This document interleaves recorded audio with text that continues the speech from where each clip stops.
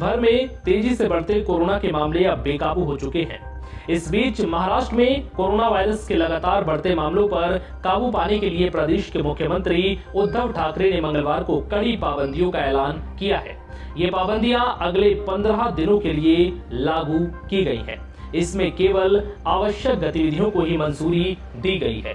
राज्य को संबोधित करते हुए प्रदेश के मुख्यमंत्री ने कहा कि युद्ध दोबारा शुरू हो चुका है।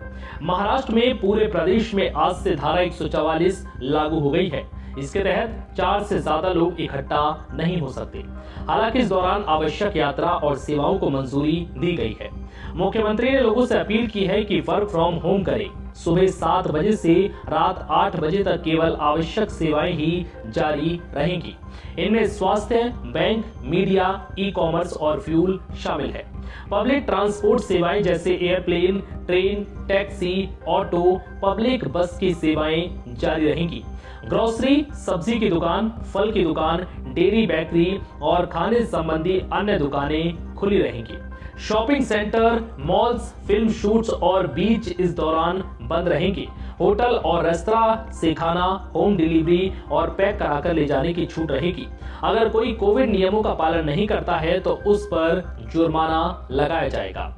राजनीतिक सभाओं, शादियों और अंतिम संस्कार में लोगों की संख्या सीमित होगी। ये पाबंदियां 1 मई तक लगाई गई हैं। मुख्यमंत्री ने कहा है कि दुर्भाग्य से मुझे पाबंदियों का ऐलान करना पड़ रहा है। अब एक्शन का समय है। ये एक लॉकडाउन नहीं है, लेकिन हाँ, सख्त पाबंदियां लगाई जाएंगी। मुझे पता है कि रोजी रोटी जरूरी है, लेकिन जिंदगियां बचाना ज्यादा जरूरी है। इसके अलावा सीएम ठाकरे ने ऑक्सीजन और दवाइयां कम पड़ने की स्थिति में सेना से मदद की अपील की है। बुधवार शाम से राज्य में फिल्मों, टीवी सीरियलों एवं विज्ञापनों की शूटिंग स्थगित रहेगी। वर्तमान आदेश से उन शूटिंग पर रोक लग गई है जो बार बार कोविड जांच और भीड़ वाले दृश्यों से बचने जैसे एहतियातों के साथ चल रही थी। बता दें कि महाराष्ट्र में मंगलवार को कोरोना वायरस संक्रमण के 60,212 नए मामले सामने आए और 281 लोगों की मौत हो गई।